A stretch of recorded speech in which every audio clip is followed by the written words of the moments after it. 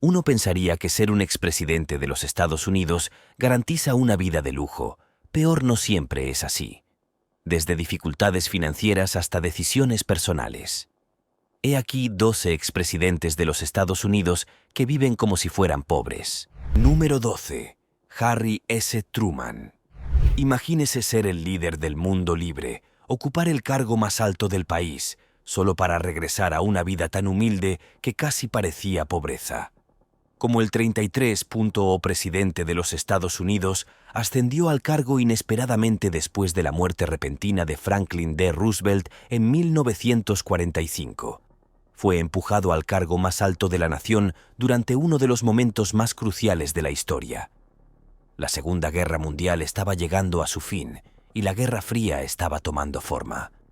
Durante la presidencia de Truman se utilizaron bombas atómicas en Japón, se crearon las Naciones Unidas y se puso en marcha el Plan Marshall para reconstruir Europa. A pesar de haber liderado al país durante acontecimientos trascendentales, Truman mantuvo una actitud notablemente realista durante su mandato. Truman era conocido por su estilo de vida humilde, pues prefería la ropa modesta y las comidas caseras a los lujosos lujos de la presidencia.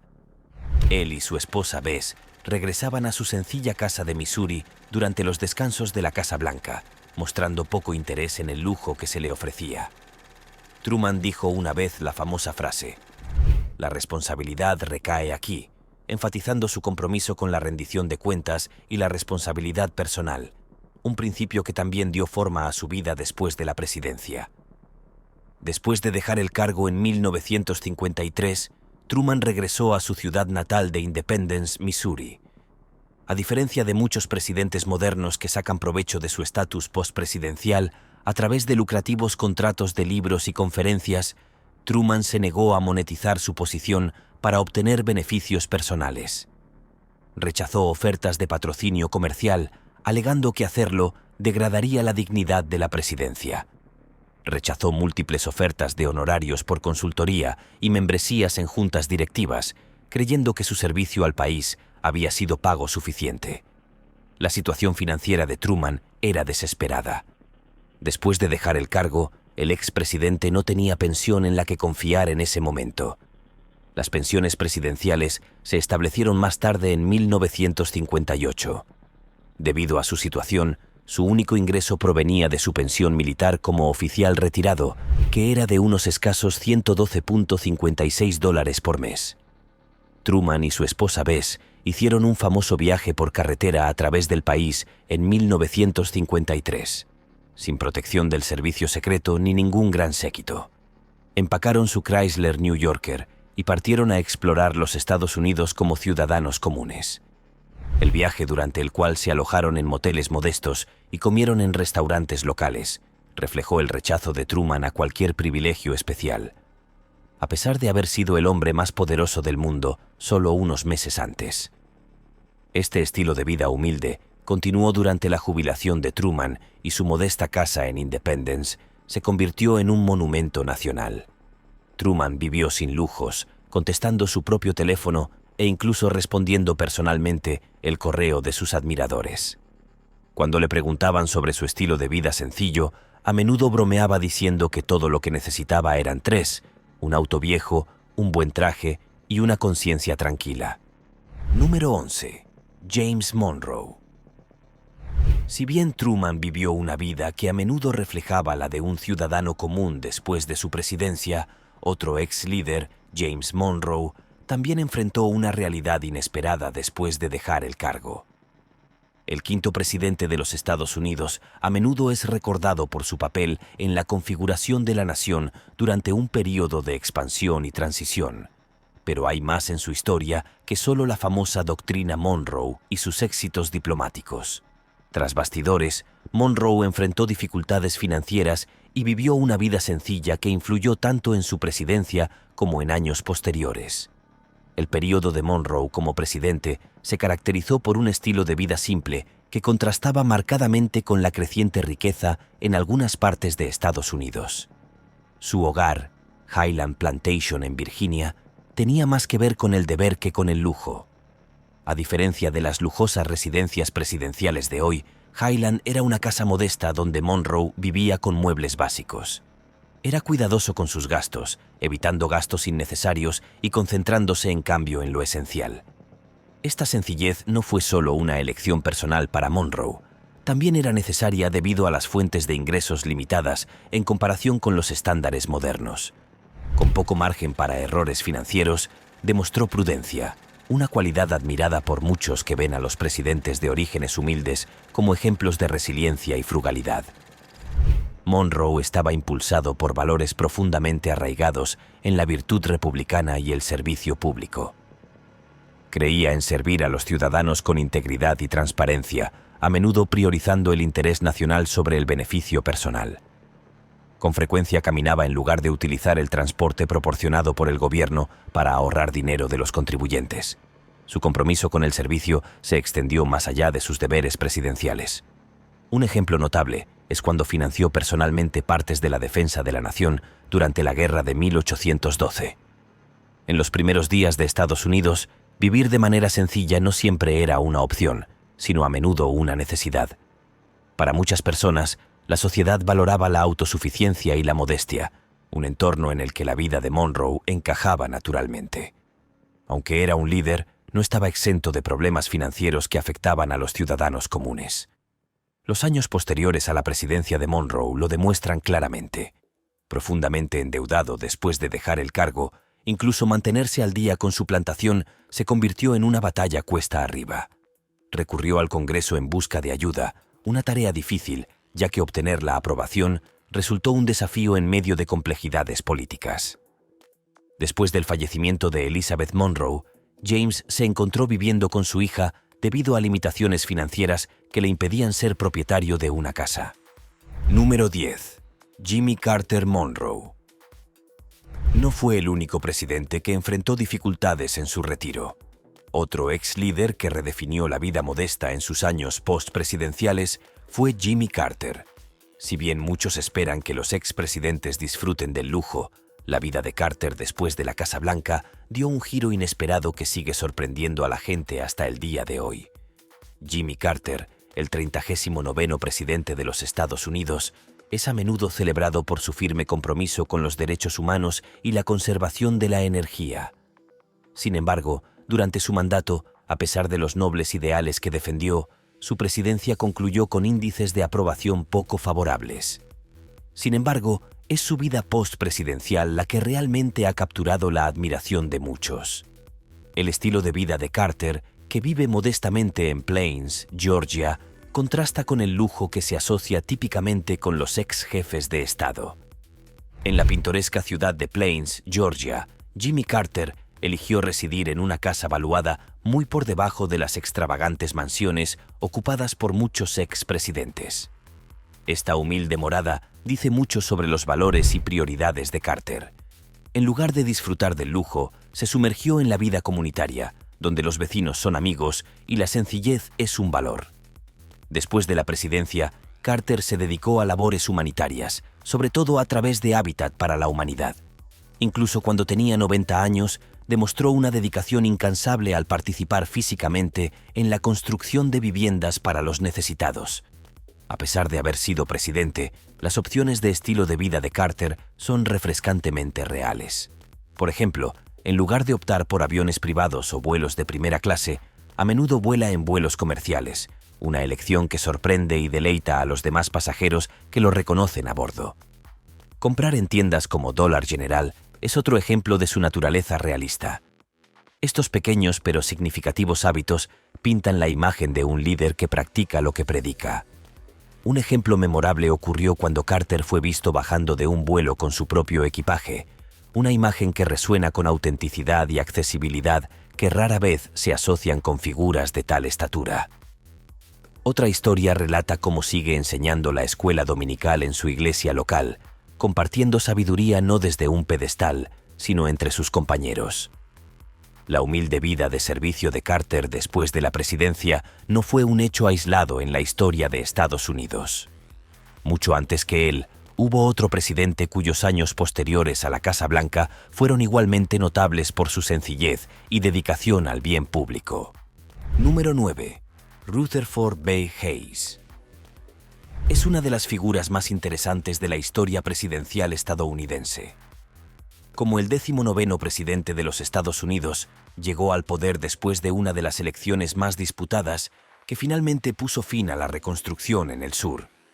Su mandato estuvo marcado por los esfuerzos por sanar a una nación que todavía lidiaba con las secuelas de la guerra civil, aunque estos esfuerzos a menudo causaron controversia y división. A pesar de los desafíos que enfrentó durante su presidencia, Hayes se mantuvo fiel a sus principios y cumplió su promesa de campaña. Cumplió solo un mandato y no se presentó a la reelección. Esta elección, impulsada por principios más que por ambiciones políticas, lo diferenció de muchos otros presidentes de su tiempo. También allanó el camino para una vida postpresidencial centrada en la sencillez y el servicio. En contraste con los años turbulentos que pasó al frente del país después de dejar el cargo, Hayes regresó a Fremont, Ohio, donde adoptó una vida tranquila, lejos de la atención pública.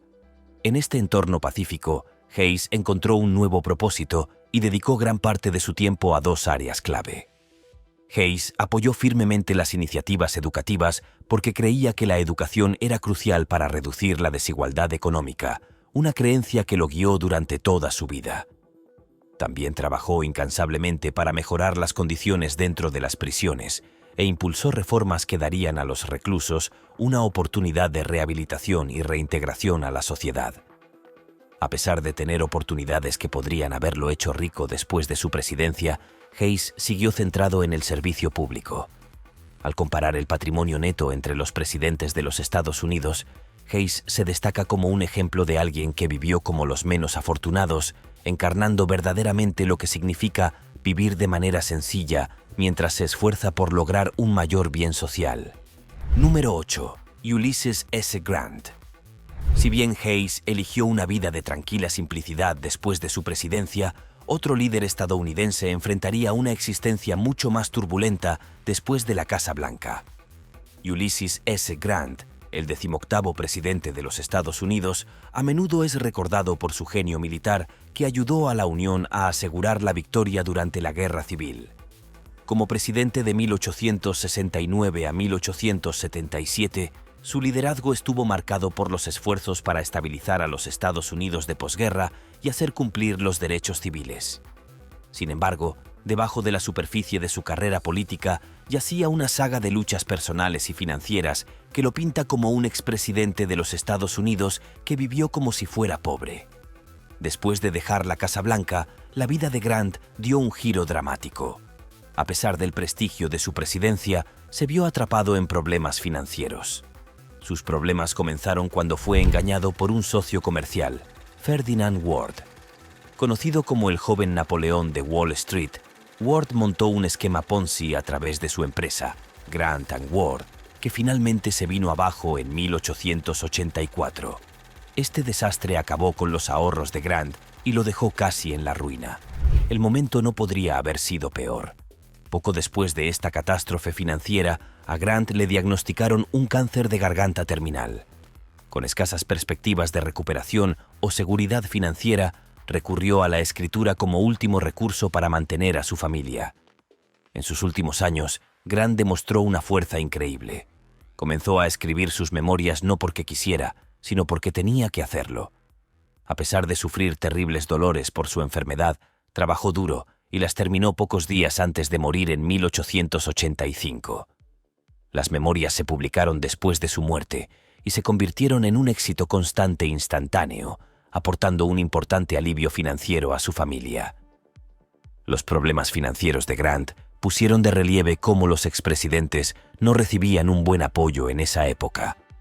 La ley de expresidentes, que hoy garantiza una pensión para los expresidentes, no se estableció hasta 1958, mucho después de la muerte de Grant. Antes de recurrir a la escritura, Grant intentó varias empresas comerciales con la esperanza de asegurar la estabilidad financiera. Hizo inversiones en bienes raíces que no produjeron los rendimientos esperados. Además, se buscaron múltiples asociaciones, pero a menudo fracasaron debido a la falta de previsión o confiabilidad entre los asociados. Su empresa más infame con Ferdinand Ward terminó desastrosamente debido a las actividades fraudulentas de Ward. Número 7. Calvin Coolidge. Cuando piensas en los locos años 20, a menudo vienen a la mente el lujo y la exuberancia.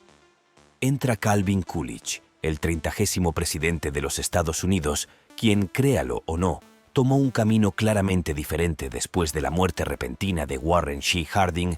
Coolidge se convirtió en presidente. Era conocido por su modestia y sencillez.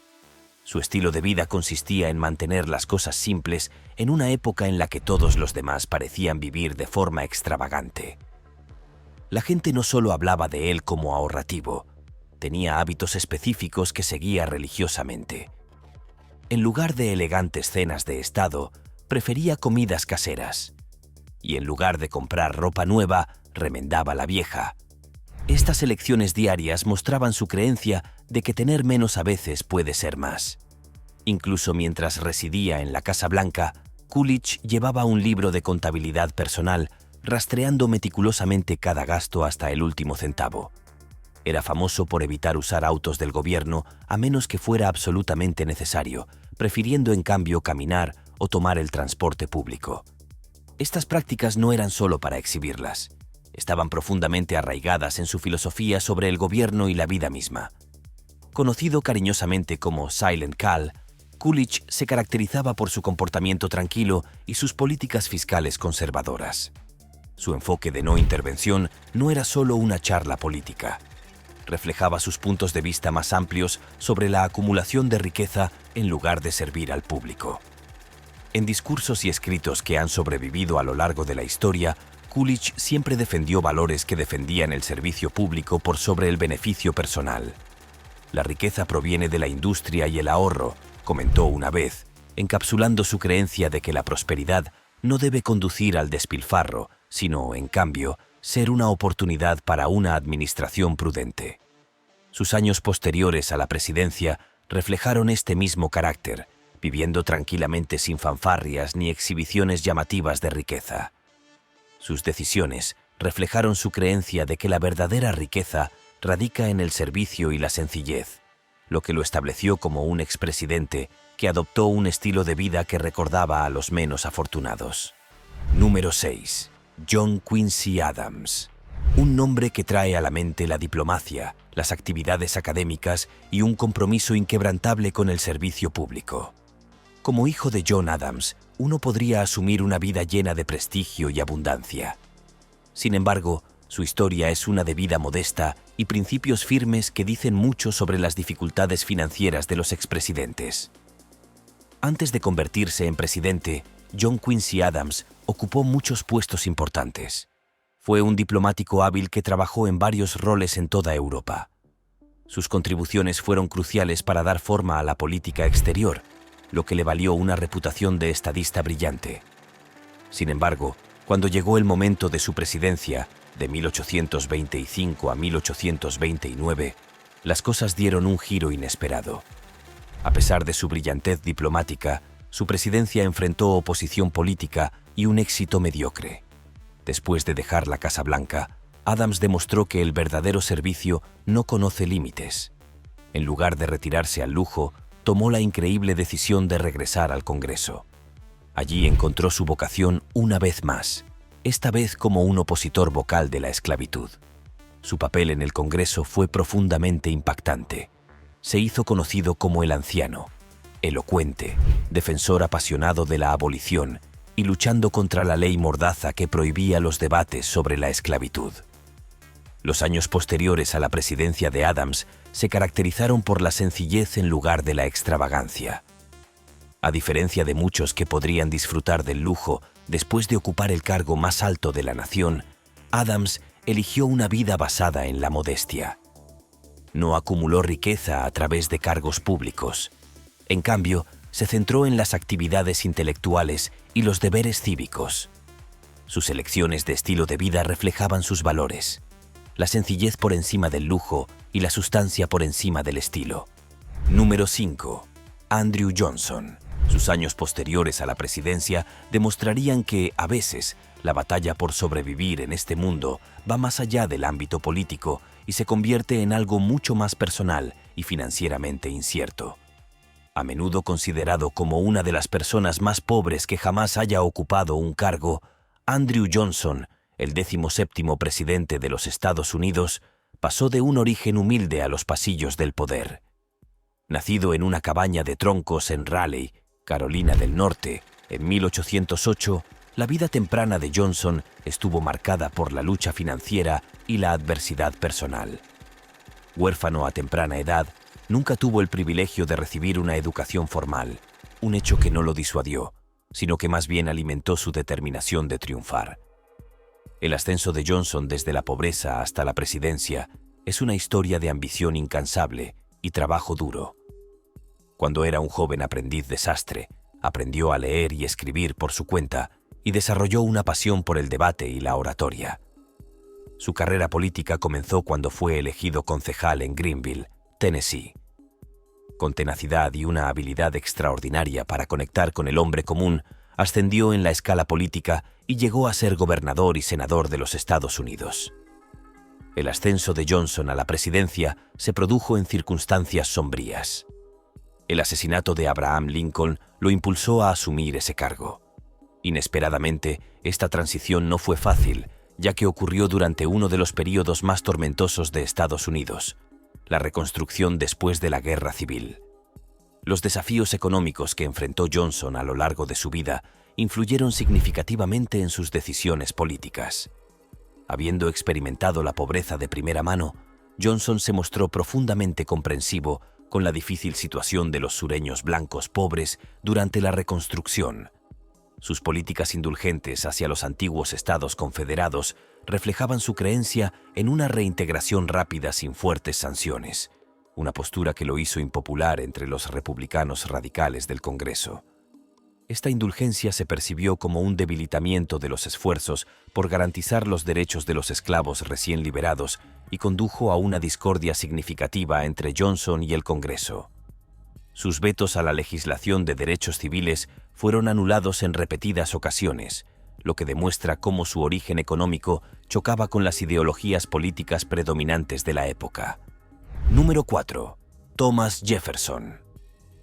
Es ampliamente considerado como uno de los padres fundadores más influyentes, conocido por redactar la Declaración de Independencia y orquestar la compra de Luisiana. Las contribuciones de Jefferson al desarrollo temprano del país fueron inmensas. Sin embargo, sus finanzas personales fueron una historia diferente. Como presidente, Jefferson llevó una vida cómoda con la finca Monticello, mostrando su estatus de rico propietario de plantaciones. Mientras estuvo en el cargo, manejó tanto sus asuntos personales como los de la nación, aunque las grietas en su base financiera ya estaban apareciendo.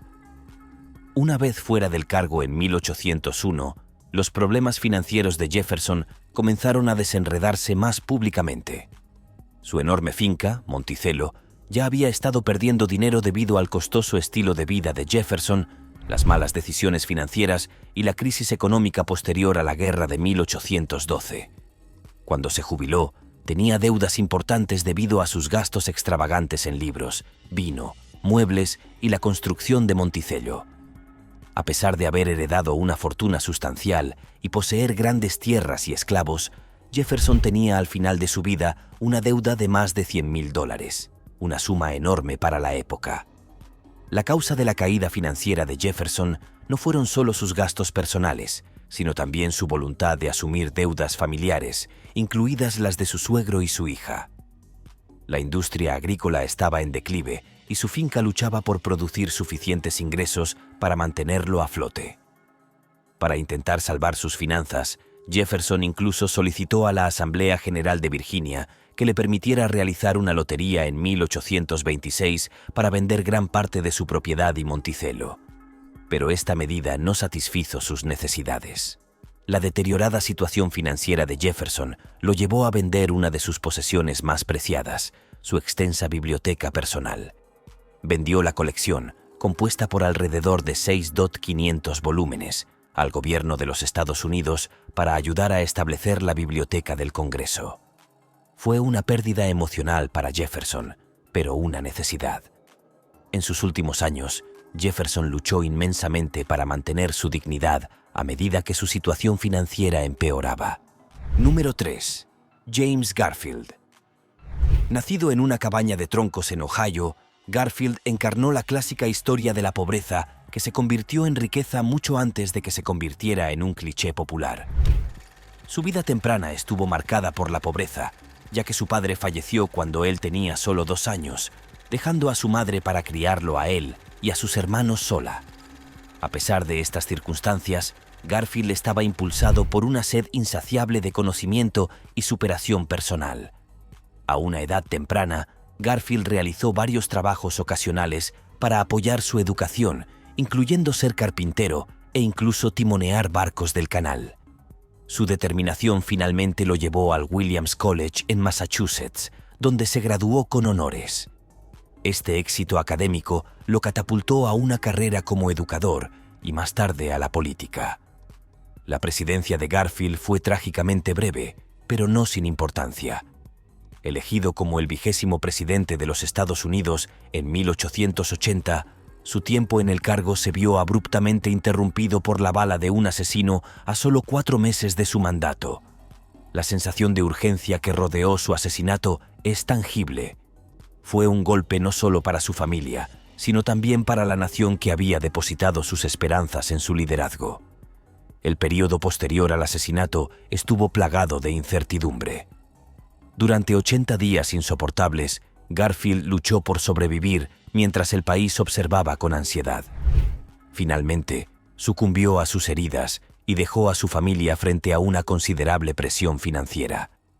A pesar de ocupar el cargo más alto del país, la muerte prematura de Garfield sumió a su familia en una situación de apuros económicos. A diferencia de los estándares actuales, no existía una pensión sustancial ni una red de seguridad financiera para las familias de los expresidentes. Número 2. Herbert Hoover. Nacido en un pequeño pueblo de Iowa, Hoover se abrió camino hasta convertirse en un respetado ingeniero de minas y millonario hecho a sí mismo. Sus habilidades lo llevaron por todo el mundo, desde los duros terrenos de Australia hasta las mentes ocupadas de China. Este empresario viajero por el mundo fue elogiado por su eficiencia y su capacidad para resolver problemas. Sin embargo, a pesar de sus éxitos profesionales, también enfrentó críticas. Algunas personas lo vieron como distante e inflexible, cualidades que luego saldrían a la luz durante su carrera política. Cuando Hoover se convirtió en presidente en 1929, tenía grandes esperanzas en la prosperidad de Estados Unidos. Pero el destino tenía otros planes. A los pocos meses de asumir el cargo, la bolsa se desplomó dramáticamente, lo que llevó a la Gran Depresión. De repente, los esfuerzos iniciales de Hoover por recuperar la economía se vieron eclipsados por una ola de desempleo y pobreza. Aunque introdujo medidas como proyectos de obras públicas y alentó la cooperación voluntaria para estabilizar la economía, estos intentos fueron vistos en su mayoría como demasiado escasos y demasiado tardíos. La opinión pública se enfrió cuando los Hoovervilles, pueblos improvisados que llevaban su nombre en tono burlón, surgieron por todo el país, dejando el cargo con una reputación dañada por la crisis económica. Uno podría pensar que Hoover se refugiaría en el lujo para curar sus heridas. Sin embargo, sorprendentemente, este expresidente eligió un camino marcado por la simplicidad y el servicio en lugar de la extravagancia o la autocomplacencia. Después de que su presidencia terminara en 1933, reorientó su energía hacia esfuerzos humanitarios, prueba de su resiliencia y dedicación al servicio público. A pesar de haber sido un empresario exitoso antes de llegar al poder, Hoover vivió modestamente después de dejar el cargo. Evitó la vida extravagante a favor de una vida dedicada a ayudar a otros a reconstruir la suya en medio de dificultades generalizadas. Número 1. Martin Van Buren. Imagínese hacerse cargo de un barco justo cuando comienza a formarse una tormenta. Esta era exactamente la situación en la que se encontraba Martin Van Buren cuando se convirtió en presidente en 1837, como 8º presidente de los Estados Unidos. El período de Van Buren en el cargo estuvo plagado de el pánico de 1837, una crisis económica que arrasó la nación como un maremoto, dejando la ruina financiera a su paso. La administración de Van Buren luchó contra quiebras bancarias generalizadas y desempleo. Si bien sus políticas apuntaban a la recuperación económica, a menudo tuvieron un éxito limitado. Su presidencia se ve a menudo ensombrecida por esta crisis financiera. Después de dejar el cargo, se podría esperar que un expresidente disfrutara de una vida de comodidad y estabilidad. Sin embargo, la realidad de Van Buren fue muy diferente. La depresión económica que definió su presidencia lo siguió hasta sus años pospresidenciales como una sombra no deseada. A pesar de haber ocupado el cargo más alto del país, Van Buren nunca fue lo que se podría llamar rico. Si bien poseía una gran propiedad llamada Lindenwold en Kinderhook, Nueva York, esto no era señal de riqueza, sino más bien un reflejo de sus modestas opciones de estilo de vida. Las malas inversiones agravaron aún más su situación financiera, llevándolo a un estilo de vida modesto en su propia propiedad. Dedicó su tiempo a trabajar en su tierra y a valorar los pequeños placeres que la vida le ofrecía, como el contacto con la naturaleza y la calma de la rutina rural. Sin la presión y el bullicio de la vida política, halló consuelo en la escritura, expresando sus pensamientos sobre diversos temas. Además, comenzó a participar activamente en los asuntos de la comunidad local, convirtiéndose en una figura respetada y compartiendo su experiencia con sus vecinos, lo que le brindaba un propósito renovado y una satisfacción auténtica. Gracias por vernos. Hasta la próxima.